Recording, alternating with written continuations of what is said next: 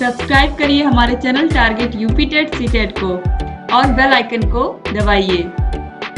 Hello friends, मैं रेनू स्वागत करती हूँ आप सभी भावी अध्यापक एवं अध्यापिकाओं का आपके अपने channel target UP TET CTET में। दोस्तों, आज की इस वीडियो में हम आपके हिंदी विषय के टॉप मोस्ट इंपोर्टेंट क्वेश्चंस को पढ़ने वाले हैं जो आपके एग्जाम की दृष्टि से बहुत ही महत्वपूर्ण है। तो आप लोग भी इन क्वेश्चंस को बहुत ही ध्यान से पढ़िएगा और आप लोग अपना आकलन खुद करिएगा कि आप लोग कितने क्वेश्चंस को बिल्कुल सही कर पा रहे हैं। दोस्तों, अगर आपने हमारे सभी वीडियोस को देखा होगा हर एक विषय के, तो ऑलरेडी आपकी तैयारी बहुत अच्छी हो चुकी होगी। तो चलिए आज यहाँ पर आपको देखना है कि आपके कितने क्वेश्चन सही होते हैं। तो हम क्वेश्चन नंबर 1 से स्टार्ट करेंगे। क्वेश्चन नंबर 1 देखिए क्या है। द ध्वनि है। द ध्वनि क्या है? तालव्य है, दंत है, ओष्ठ है या फिर कंठ है। मैंने बहुत ही अच्छे से आप लोगों को बताया है कंठ तालु मूर्धा दंत। तो कंठ तालु मूर्धा दंत का वर्ग में कंठ यानी कि कंठ, फिर उसके बाद तालु, उसके बाद मूर्धा, दंत और फिर ओष्ठ। इस तरीके से आप इसको लय में याद करिए। कंठ तालु मूर्धा दंत ओष्ठ। का वर्ग का खा गा घा कंठ तालु, कंठ वर्ग में आ गए सब। इनका उच्चारण कंठ से होता है। चा वर्ग तालु से हो गया, चा छा जा झा। फिर ट ठ डा ढा मूर्धा से, फिर त था दा धा दंत, फिर प फा बा भा ओष्ठ। तो इस तरीके से यहाँ पर आप देखिए द पूछा है तो ता वर्ग में ही द आता है, ता था दा धा। तो ये हो जाएगा दंत। ऑप्शन बा बिल्कुल सही है। इसको आप याद रखिएगा, आपके एग्जाम के लिए बहुत ही महत्वपूर्ण है। क्वेश्चन नंबर 2 है। बेखौफ शब्द में बे उपसर्ग जुड़ा है। उर्दू का, फारसी का, हिंदी का या अंग्रेजी का? राइट आंसर है ऑप्शन ब फारसी का। क्वेश्चन नंबर 3 है। सत्य बोलने वाला वाक्यांश का एक शब्द होता है। सदाचारी, सर्वव्यापी, सत्यवादी या फिर सर्वज्ञ। सत्य बोलने वाला वाक्यांश के लिए एक शब्द होता है जो हमेशा सत्य बोलता है, उसे हम क्या कहते हैं? सत्यवादी। जैसे कि सत्यवादी हरिश्चंद्र जी थे जो हमेशा सच बोलते थे, तो इसीलिए उनके नाम के आगे सत्यवादी लगा था। क्वेश्चन नंबर 4 है। मधुरता शब्द में प्रत्यय है। प्रत्यय पीछे, उपसर्ग आगे। तो प्रत्यय पीछे, ये आपको याद रखना है। प्रत्यय वे शब्दांश होते हैं जो किसी भी शब्द के पीछे जुड़ करके उसके अर्थ में परिवर्तन कर देते हैं। जैसे कि यहाँ पर देखिए मधुर था, मधुर में ता प्रत्यय जुड़ा है तो क्या हो गया? मधुरता हो गया है। तो यहाँ पर देखिए ऑप्शन द जो है ता, ये बिल्कुल सही है।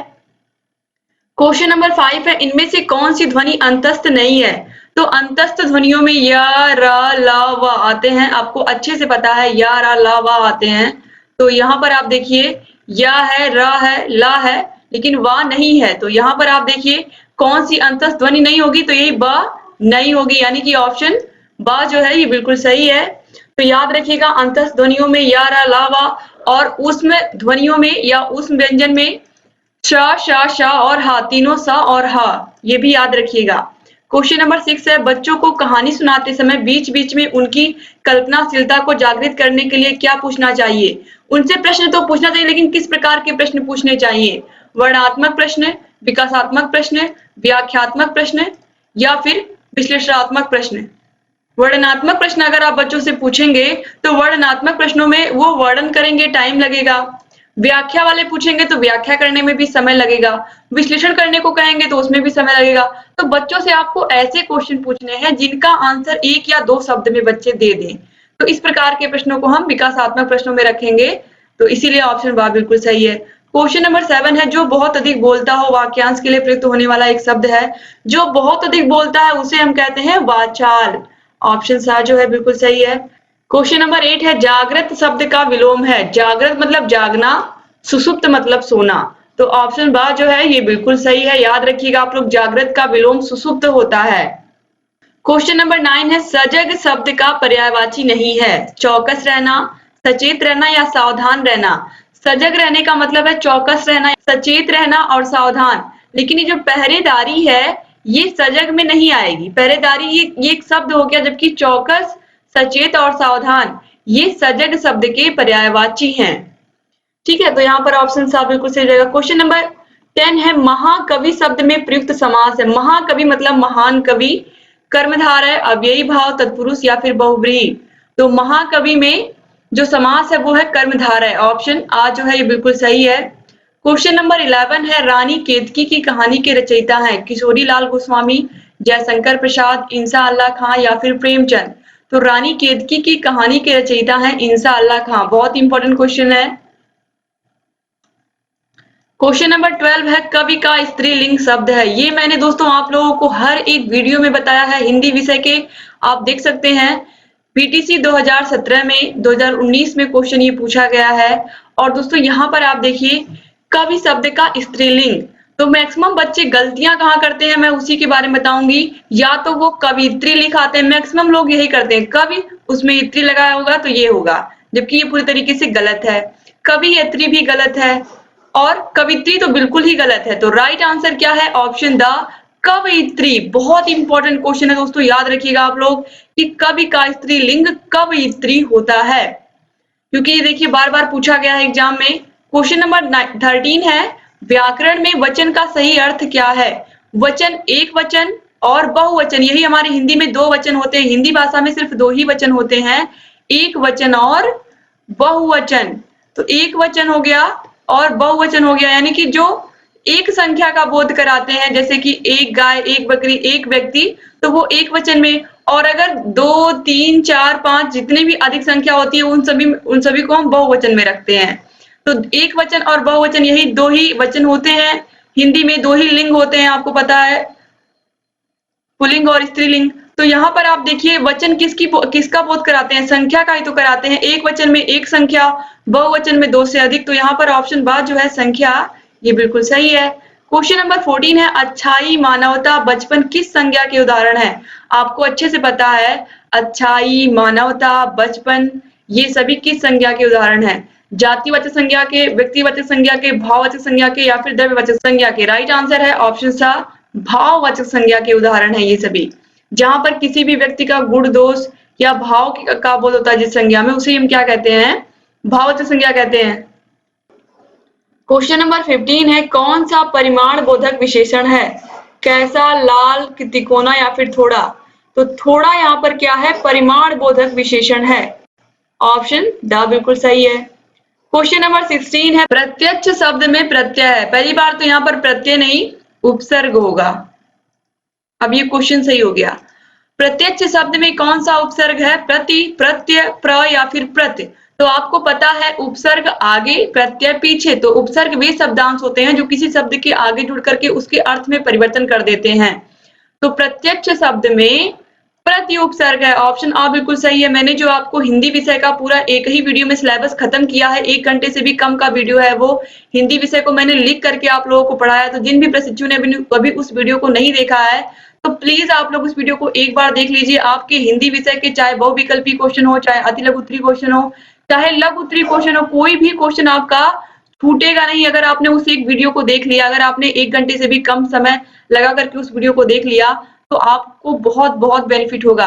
इसी तरीके से मैंने सभी विषयों का, आप लोगों को पता है कि हर एक विषय का एक ही वीडियो में सिलेबस मैंने पूरा खत्म किया है और आप में से बहुत सारे प्रशिक्षुओं ने उसको देखा भी होगा। जिन प्रशिक्षुओं ने नहीं देखा है प्लीज आप लोग देखिए, आप समय कम है आपके एग्जाम के लिए। अगर आप लोग उन वीडियोस को देख लेंगे तो आपकी तैयारी बहुत बहुत अच्छी हो जाएगी। तो प्रत्यक्ष शब्द में उपसर्ग है प्रति उपसर्ग। क्वेश्चन नंबर 17 है पूर्ण विराम शब्द का प्रयोग किया जाता है वाक्य के प्रारंभ में, वाक्य के मध्य में, वाक्य के अंत में या रेखा के रूप में? तो पूर्ण विराम का प्रयोग वाक्य के अंत में करते हैं, आपको पता है पूर्ण विराम का चिन्ह। इसके बाद क्वेश्चन नंबर 18 है निम्नलिखित में स्त्रीलिंग शब्द है मित्र, सूचना, उपहार या फिर अध्याय? दोस्तों इसमें देखिए स्त्रीलिंग शब्द कौन सा है पूछा है, मित्र, सूचना, उपहार या फिर अध्याय? तो दोस्तों जो मित्र शब्द है ये स्त्रीलिंग नहीं है, उपहार भी स्त्रीलिंग नहीं है, यहाँ पर जो सूचना शब्द है ये स्त्रीलिंग है। तो याद रखिएगा सूचना शब्द स्त्रीलिंग है। क्वेश्चन नंबर 19 है चौराहा शब्द में समास है अव्ययी भाव समास, द्वंद्व समास, द्विगु समास या फिर तत्पुरुष समास? तो चौराहा जहां पर भी संख्यावाचक शब्द आते हैं उसमें क्या होता है? द्विगु समास होता है, आपको पता है। क्वेश्चन नंबर 20 है कोई खड़ा है, इस वाक्य में प्रयुक्त कोई शब्द किस प्रकार का सर्वनाम है? निश्चयवाचक, प्रश्नवाचक, निजवाचक या फिर अनिश्चयवाचक? तो कोई खड़ा है ये कोई निश्चित नहीं कौन खड़ा है, तो इसीलिए यह अनिश्चयवाचक सर्वनाम हो गया। क्वेश्चन नंबर 21 है निम्नलिखित में से कौन सा व्यंजन ऊष्म है। मैंने अभी आपको बताया है कि श, श, श और ह यही ऊष्म व्यंजन है। तो यहाँ पर आप देखिए ये सभी क्या है? ऊष्म व्यंजन है। आपको पता है तीनों श और ह मिलकर के ऊष्म व्यंजन बनाते हैं। क्वेश्चन नंबर 22 है श्र संयुक्ताक्षर निम्नलिखित व्यंजन के मेल से बना है। श, र, अ से, श, र से, श, र, अ से या फिर उपयुक्त में से कोई नहीं। दोस्तों राइट आंसर है ऑप्शन बा श और र से मिलकर के बना हुआ है। दोस्तों क्वेश्चन नंबर 23 है ख का उच्चारण स्थान है या ख का उच्चारण स्थल है। दंत, तालु, कंठ या फिर ओष्ठ। अभी पीछे मैंने आपको एक क्वेश्चन बताया है जिसमें मैंने बताया है कंठ, तालु, मूर्धा, दंत, ओष्ठ। यही आप याद रखिएगा। तो जो क वर्ग है इसी में आता है ख। तो जो क वर्ग है आप देखिए क वर्ग में क, ख, ग, घ इन चारों का उच्चारण स्थान होगा कंठ। तो इस तरीके से कंठ, तालु, च वर्ग का क्या हो जाएगा? तालु हो जाएगा। तो यहाँ पर देखिए पूछा क्या है? ख का तो पूछा है तो ख का क्या हो जाएगा? कंठ। तो ऑप्शन सा जो है ये बिल्कुल सही है। क्वेश्चन नंबर 24 है मुद्रा शब्द का अर्थ है अंगूठी, रुपया, आकृति या फिर उपयुक्त सभी। दोस्तों जो मुद्रा शब्द है इसका सही अर्थ होता है अंगूठी, रुपया, आकृति ये सभी। इसलिए राइट आंसर होगा ऑप्शन द उपयुक्त सभी। क्वेश्चन नंबर 25 है अज शब्द का अर्थ है दशरथ के पिता, आज, अजगर या फिर आजीवन। तो आपको पता है दशरथ के पिता का ही नाम क्या था? अज था। तो ऑप्शन आ जो है ये बिल्कुल सही है। क्वेश्चन नंबर 26 है मरकट का पर्यायवाची शब्द है मरकट का पानी, पुत्र, मित्र या फिर बंदर। तो राइट आंसर है ऑप्शन द बंदर। क्वेश्चन नंबर 27 है निम्नलिखित में जातिवाचक संज्ञा है पुस्तक, ममता, अच्छाई या रमेश। राइट आंसर है ऑप्शन आ पुस्तक। याद रखिएगा आप लोग पुस्तक क्या है? एक जातिवाचक संज्ञा है। जबकि अच्छाई, ममता ये क्या है? ये भाववाचक संज्ञा है। रमेश क्या है? ये व्यक्तिवाचक संज्ञा है। क्वेश्चन नंबर 28 है फ का उच्चारण स्थान क्या है? प, फ, ब, भ ये क्या है? मैंने आपको बताया है अभी ये क्या है? ये सभी ओष्ठ में आते हैं। तो ऑप्शन ब जो है ओष्ठ ये बिल्कुल सही है। प, फ, ब, भ। क्वेश्चन नंबर 29 है किस वाक्य में वचन का सही प्रयोग हुआ है? मेरी होश उड़ गई, हमारा होश उड़ गए, मैं होश उड़ गई या फिर मेरे होश उड़ गए। तो आप सभी को अच्छे से पता है इसमें राइट आंसर क्या होगा? ऑप्शन द मेरे होश उड़ गए। क्वेश्चन नंबर 30 है राम ने बाण से रावण को मारा। वाक्य में बाण से कौन सा कारक है? बाण से में कौन सा कारक है? करण, कर्म, संप्रदान या अपादान। तो आपको अच्छे से पता है कि जहां पर किसी साधन का प्रयोग हम करते हैं वहां पर करण कारक होता है। से या के द्वारा इसका चिन्ह होता है। तो ऑप्शन आ बिल्कुल सही है। क्वेश्चन नंबर 31 है कौन सा युग्म असंगत है? मैंने उसे पढ़ाया। कर्ता। इसके बाद ऑप्शन सा हम देखते हैं प्रतिज्ञा प्रेमचंद का उपन्यास है। ये भी संबंध कारक है। सही है। आजकल वह घर पर रह रही है। अधिकरण। लेकिन पेड़ से फल गिरा ये अपादान कारक है। क्या है? अपादान। जहां पर भी अलग होने का बोध होता है या छत से बिल्ली कूदी जहां पर भी अलग होने का बोध होता है वहां पर होता है अपादान कारक। तो यहाँ पर यही क्या है? असंगत है। तो ऑप्शन ब बिल्कुल सही हो जाएगा। क्वेश्चन नंबर 32 है जिसकी लाठी उसकी भैंस में रेखांकित शब्द क्या है? जिसकी लाठी उसकी भैंस। तो ये जो उसकी है ये यहाँ पर इसमें पूछा है कि कौन सा सर्वनाम है? पुरुषवाचक, निजवाचक, संबंधवाचक या निश्चयवाचक। तो यहाँ पर ये राइट आंसर होगा ऑप्शन सा संबंधवाचक सर्वनाम होगा। क्वेश्चन नंबर 33 है निश्चयवाचक सर्वनाम कौन सा है? कोई, क्या, कहाँ या फिर यह। तो ये जो यह है ये बिल्कुल निश्चित है। तो इसीलिए ऑप्शन द बिल्कुल सही होगा। क्वेश्चन नंबर 34 है किस वाक्य में विशेषण संबंधी अशुद्धि नहीं है? यहाँ ज्वर की सर्वोत्कृष्ट चिकित्सा होती है, कहीं से खूब ठंडा बर्फ लाओ, उसमें एक गोपनीय रहस्य है या आप जैसा सज्जन कौन होगा। तो दोस्तों यहाँ पर जो सबसे शुद्ध शब्द है वो है ऑप्शन आ यहाँ ज्वर की सर्वोत्कृष्ट चिकित्सा होती है। क्वेश्चन नंबर 35 है वाह वाह फिर साइकिल चलाइए। वाक्य में वाह वाह शब्द क्या है? जहां पर भी ये चिन्ह आपको दिखाई दे आपको सोचना ही नहीं है ये कौन सा वाक्य है? ये समुच्चय बोधक वाक्य है। ये तो यह विस्मयादि बोधक अव्यय है। तो यहाँ पर देखिए आप पूछा है विस्मय बोधक, विस्मयादि बोधक अव्यय, समुच्चय बोधक अव्यय, संबंधवाचक अव्यय या फिर इनमें से कोई नहीं। तो ये क्या है? विस्मयादि बोधक अव्यय। ऑप्शन आप बिल्कुल से, आपको पता है कि विस्मयादि बोधक चिन्ह है, वैसे ही आप देख के समझ गए होंगे। क्वेश्चन नंबर 36 है, परिश्रमी शब्द में कौन सा विशेषण है? गुणवाचक विशेषण, संख्यावाचक विशेषण, परिमाणवाचक विशेषण या फिर सार्वनामिक विशेषण? राइट आंसर है ऑप्शन आ, गुणवाचक विशेषण। इसमें क्या बताया जा रहा है? किसी व्यक्ति का गुण बताया जा रहा है कि वह बहुत ही परिश्रमी व्यक्ति है, तो ऑप्शन आ बिल्कुल सही होगा। क्वेश्चन नंबर 37 है, वह गलत होने से डैश डरती है, वाक्य में उचित क्रिया विशेषण शब्द भरिए। तो वह गलत होने से बहुत डरती है, तो ऑप्शन आ जो है बिल्कुल सही हो जाएगा। क्वेश्चन नंबर 38 है, यह मेरा डैश है कि आज वर्षा अवश्य होगी। तो आज वर्षा अवश्य होगी कथन है, आकलन है, अनुभव या अनुमान है? एक अनुमान लगाया जा रहा है कि आज वर्षा अवश्य होगी, तो ऑप्शन द जो है ये बिल्कुल सही होगा। क्वेश्चन नंबर 39 है, सभी श्रोता यथास्थान बैठे थे। वाक्य की दृष्टि से इस वाक्य में रेखांकित पद यथास्थान क्या है? अव्यय, संज्ञा, क्रिया विशेषण या फिर विशेषण? तो यथास्थान यह है संज्ञा, ऑप्शन यह है अव्यय, ऑप्शन आ जो है ये बिल्कुल सही है। यथास्थान इसमें चेंज नहीं होगा इस पूरे सेंटेंस में, इसीलिए यथास्थान क्या हो गया? अव्यय हो गया। क्वेश्चन नंबर 40 है, जटिल विशेषण के लिए निम्नलिखित में से प्रयुक्त संज्ञा होगी। जटिल विशेषण के लिए क्या प्रयुक्त संज्ञा होगी? दृष्टि, प्रश्न, समस्या या फिर स्थिति? तो जटिल समस्या, ऑप्शन सा जो है ये बिल्कुल सही रहेगा। जटिल के साथ हम समस्या संज्ञा को ले सकते हैं, बहुत ही अच्छे से ये उपयुक्त रहेगा। क्वेश्चन नंबर 41 है, रिक्त स्थान की पूर्ति के लिए उपयुक्त कारक चिन्ह का चयन कीजिए। प्रत्येक प्रश्न डैश 4 संभावित उत्तर दिए गए हैं, के लिए, में, के या फिर से। तो प्रत्येक प्रश्न के 4 संभावित उत्तर दिए गए हैं, तो ऑप्शन सा बिल्कुल सही है। क्वेश्चन नंबर 42 है, हीरा जयपुर से दिल्ली जा रहा है, वाक्य में कारक है। दोस्तों हीरा जयपुर से दिल्ली जा रहा है यानी कि वो जयपुर से दूर होता जा रहा है ना, जब वो दिल्ली की तरफ निकल दिया है, तो जहां पर दूर होने का बोध, जैसे कि छत से बिल्ली कूदी, तो बिल्ली और छत का अलग होने का बोध हो रहा है। इसके अलावा पेड़ से पत्ते गिरे, पेड़ से पत्ते अलग हो रहे हैं, तो जहां पर अलग होने का बोध होता है वहां पर अपादान कारक होता है, तो ऑप्शन बा बिल्कुल सही होगा। क्वेश्चन नंबर 43 है, मानव शब्द के लिए प्रयुक्त भाववाचक संज्ञा का चयन कीजिए। मनस्वी, मानवता, मनुष्यत्व या आत्मीयता? राइट आंसर है ऑप्शन बा, मानवता। क्वेश्चन नंबर 44 है, किस वाक्य में कर्मवाच्य का प्रयोग हुआ है? मुझसे पढ़ा नहीं जाता, राम पत्र लिखता है, राम द्वारा पत्र पढ़ा जाता है या उपयुक्त में से कोई नहीं?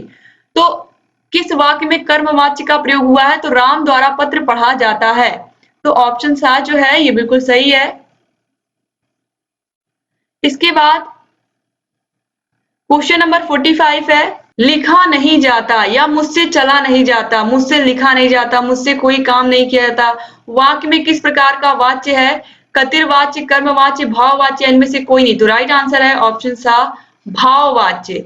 तो मुझसे लिखा नहीं जाता इसमें भाववाच्य है। तो इस तरीके से आपके हिंदी विषय के टॉप मोस्ट क्वेश्चंस आज मैंने यहाँ पर करवा दिए। हिंदी विषय को पूरा एक ही वीडियो में मैंने खत्म किया है, इस तरीके से हर एक विषय का एक वीडियो में खत्म किया है। तो दोस्तों आप लोग प्लीज उन वीडियोस को देखिए, आप लोगों के लिए बहुत बहुत महत्वपूर्ण वीडियोस हैं। अगर आप हमारे चैनल से सभी वीडियोस को अच्छे से पढ़ करके जाते हैं दोस्तों, तो आप एग्जाम में बहुत बहुत अच्छा स्कोर करेंगे। यहाँ पर आपको आई बटन मिल जाएगा, आई बटन पर क्लिक करके आप सभी वीडियोस को देख सकते हैं। आपको इन सभी वीडियोस की, जितनी भी वीडियोस आज तक हमने बनाई है, सभी की हम फ्री पीडीएफ आप लोगों को दे रहे हैं। हर एक विषय की आपको फ्री पीडीएफ मिलेगी हमारे टेलीग्राम चैनल पर। टेलीग्राम चैनल का लिंक आपको डिस्क्रिप्शन बॉक्स और कमेंट बॉक्स में मिल जाएगा। इसके अलावा टेलीग्राम चैनल पर आप target UP TET CTET search करके भी हमारे चैनल को प्राप्त कर सकते हैं और सभी वीडियोस को देख सकते हैं। दोस्तों डिस्क्रिप्शन बॉक्स और कमेंट बॉक्स में हर एक विषय की लिंक आपको मिल जाएगी और हमने एक प्लेलिस्ट बना दिया है उन सभी सब्जेक्ट का, जिसको हमने एक ही वीडियो में खत्म कर दिया है। तो आपको उन वीडियोस का अलग से प्लेलिस्ट मिलेगा जिसमें हमने एक ही वीडियो में सभी सब्जेक्ट को खत्म किया है। आपको पता है हर एक विषय का एक ऐसा वीडियो बनाया जिसमें उस सब्जेक्ट को पूरा खत्म कर दिया है। तो आपको उस एक प्लेलिस्ट में हर एक विषय का आपको लिंक मिल जाएगा, हर एक विषय के आप वीडियोस को देख सकते हैं और अपनी तैयारी को बेहतर बना सकते हैं। दोस्तों अगर अभी तक आपने हमारे चैनल को सब्सक्राइब नहीं किया तो प्लीज सब्सक्राइब कर दीजिए और बगल में घंटी का भी निशान होगा उसको भी प्रेस कर दीजिए, ताकि हम जो भी नई वीडियोस बनाते हैं उन सभी का नोटिफिकेशन आप लोग के पास समय से पहुंचे और आप हमारे सभी वीडियोस को ऐसे ही देखते रहें। एक बार फिर से आप सभी लोगों का बहुत बहुत धन्यवाद दोस्तों। मिलते हैं नेक्स्ट वीडियो में, तब तक अपना ख्याल रखिएगा, अपने परिवार का ख्याल रखिएगा और लगातार ऐसे हमारे चैनल से बने रहिएगा। वीडियो अच्छा लगा तो प्लीज वीडियो को लाइक कर दीजिएगा और अपने अच्छे से प्यारे प्यारे कमेंट्स करना मत भूलिएगा। वीडियो को अपने कॉलेज के व्हाट्सएप ग्रुप में अपने फ्रेंड्स के साथ जहां पर भी आपको लगे इस वीडियो की जरूरत है वहां पर प्लीज शेयर कर दीजिएगा। तो एक बार फिर से आप सभी लोगों का बहुत बहुत धन्यवाद दोस्तों। मिलते हैं नेक्स्ट वीडियो में, तब तक अपना ख्याल रखिएगा, अपने परिवार का ख्याल रखिएगा और ऐसे हमारे चैनल से बने रहिएगा। जय हिंद दोस्तों।